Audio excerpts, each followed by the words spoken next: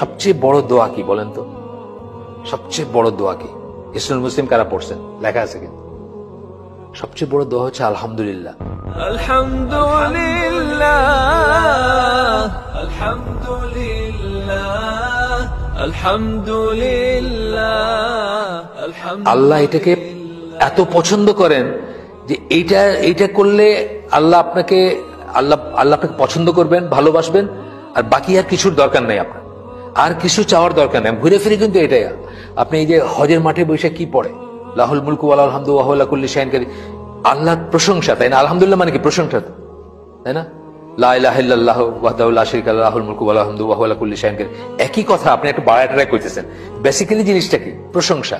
এই দুইটা, এই প্রশংসাটা কিসের ভিতরে আছে? আলহামদুলিল্লাহ, সকল প্রশংসা আল্লাহর। এই কথার ভিতর আছে না? এই কথার ভিতর আছে। এই জন্য হিজরুল মুসলিম দেখেন, হিজরুল মুসলিম একটা জায়গায় লেখা আছে যে সবচেয়ে বড় দোয়া হচ্ছে এটা, আলহামদুলিল্লাহ।